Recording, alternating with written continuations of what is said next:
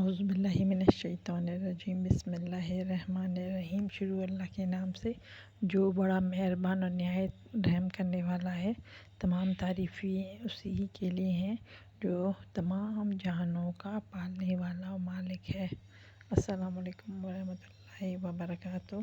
آج میں ہمارا موضوع ہے دعاؤں کی فضیلت اور دعا کے آداب، یعنی کہ جب ہمیں دعا کی فضیلت پتہ چل جائے گی اور اس کے آداب پتہ چلیں گے تو ہم جو بھی اللہ پاک سے مانگیں گے وہ اللہ پاک ہمیں دے دیں گے، کیونکہ جب آداب پورے ہوں گے تو پھر جو ہے وہ ہماری دعائیں بھی قبول ہوں گی۔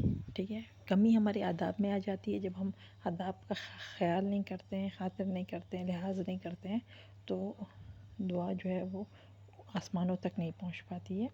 حدیث شریف میں آیا ہے کہ نبی پاک صلی اللہ علیہ وآلہ وسلم نے فرمایا ہے کہ اللہ تعالیٰ کے یہاں دعا سے زیادہ اور کسی چیز کی قیمت نہیں۔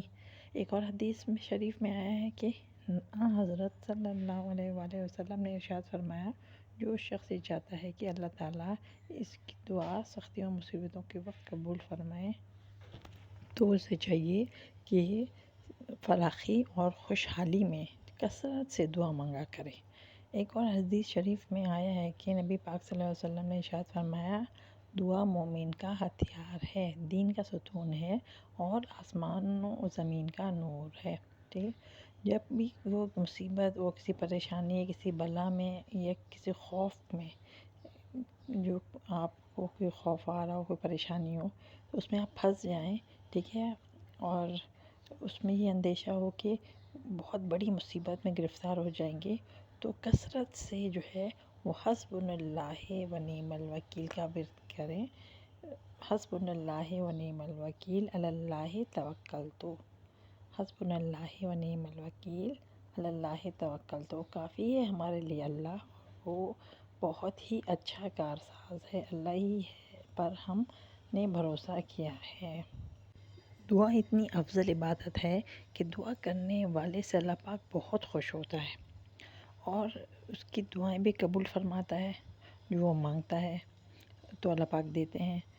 تو اس کے لیے جو ہے کچھ شرائط ہیں جن کا خیال رکھنا ضروری ہے۔ وہ یہ اسی طرح سے ہے کہ جیسے ہم کوئی تندرست ہوتا ہے، وہ چاہتا ہے کہ وہ دوا کے ساتھ ساتھ پرہیز بھی کرنا ضروری ہوتا ہے، مگر وہ دوا تو لے رہا ہوتا ہے، پرہیز نہیں کرتا، تو وہ مکمل طور پہ شفا یاب نہیں ہوتا جب تک کہ وہ پرہیز بھی نہیں کرے گا۔ دوا اور پرہیز ساتھ ساتھ چلے گا۔ اسی طرح دعا اور دعا کے ساتھ آداب بھی چلتے ہیں۔ جب آداب ہیں وہ اس کا پرہیز ہے، اور دعا تو ہم مانگ رہے ہیں، تو انشاءاللہ جب یہ دونوں چیزیں چلیں گی تو آپ کی اللہ پاک ہر چیز پوری کریں گے۔ اب میں آپ کو دعا کے شرائط بتاتی ہوں جن کی لحاظ و خاطر کر کے ان کے آداب، تاکہ آپ کی تمام دعائیں قبول ہوں۔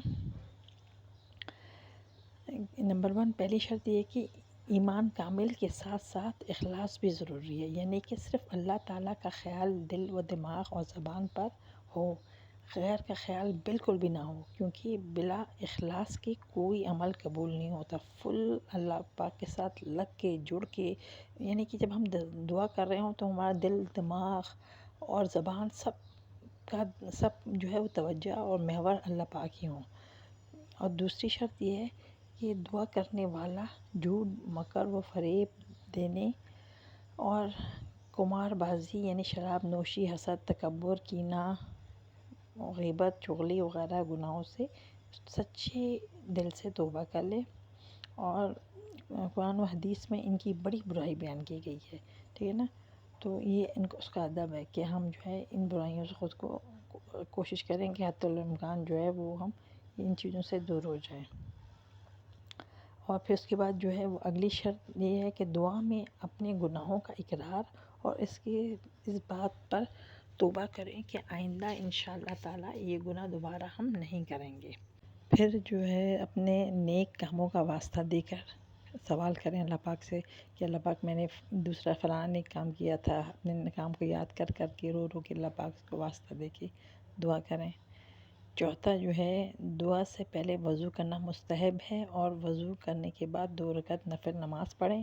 ارشاد نبی صلی اللہ علیہ وآلہ وسلم ہے کہ جس نے اچھی طرح وضو کر کے 2 رکعت نماز پڑھی اور پھر اپنے رب سے دعا کی تو اس کی دعا دیر ہو یا سویر ضرور قبول ہوگی انشاءاللہ۔ 5ویں شرط یہ ہے کہ دعا کرتے وقت قبلہ کی طرف منہ ہو، کیونکہ شریعت نے نماز کا رخ بھی قبلہ کی طرف ہی بتایا ہے، اور نبی پاک صلی اللہ علیہ وسلم دعا کرتے وقت قبلے کی طرف رخ کرتے تھے، ٹھیک ہے۔ اور چھٹا یہ کہ دعا کرنے سے پہلے اللہ تعالیٰ کی تعریف بیان کی جائے۔ نمبر 1 یہ بہت ضروری ہے، بہت ضروری۔ اکثر غلطی ہم یہی کرتے ہیں اور اس لیے ہماری دعا قبول نہیں ہوتی، ٹھیک ہے نا۔ تو کیا ہے کہ دعا کرنے سے پہلے اللہ تعالیٰ کی تعریف بیان کی جائے، پھر نبی پاک صلی اللہ علیہ وسلم پر درود بھیجا جائے، پھر دعا کر کے اللہ تعالیٰ کی پھر دعا کر لی۔ تیسرا نمبر پہ دعا ہوگی نہیں، پہلے اللہ پاک کی تعریف، پھر درود شریف، پھر دعا ہوگی، پھر اللہ تعالیٰ کی تعریف اور پھر درود شریف، ٹھیک ہے۔ یہ کر کے ختم کر کے پھر دعا کر کے حمد و صلوات کے ساتھ دعا ختم کرنی ہے، ٹھیک ہے۔ اس کے بعد 7واں نمبر ہے کہ دونوں ہاتھ کشادہ کر کے چہرے اور دونوں مونڈوں کے مقابلے میں اٹھا کر دعا مانگنی ہے، ٹھیک ہے۔ اور جو ہے وہ دعا سے فارغ ہو کے دونوں ہاتھ چہرے پہ بھی پھیرنے ہیں، ٹھیک ہے نا، چہرے پہ بھی ہاتھ پھیرنا ہے۔ اور دعا و استغفار 3 بار کرو۔ نبی پاک صلی اللہ علیہ وسلم نے 3 بار دعا فرماتے تھے۔ دعا میں جلدی نہیں کرنی چاہیے، جب تک قبول نہ ہو دعا کرتے جاؤ، اور پھر نہ کہو کہ اتنے دنوں سے دعا کر رہا ہوں قبول نہیں ہوئی۔ اور دعا کے بعد آمین پڑھنا ہے، ٹھیک ہے۔ دعا کو آمین، حمد اور درود پر ختم کرنا ہے، ٹھیک ہے نا۔ تو اس طرح جو ہے یہ انشاءاللہ یہ ہماری طریقہ کار میں نے آپ کو بتا دیا انشاءاللہ۔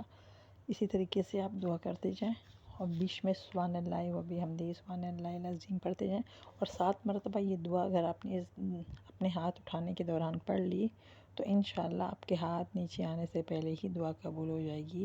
دعا یہ ہے رب اغفر لی ولوالدی وللمؤمنین والمؤمنات یوم یقوم الحساب۔ یہ دعا جو ہے وہ آپ نے 27 مرتبہ پڑھنی ہے۔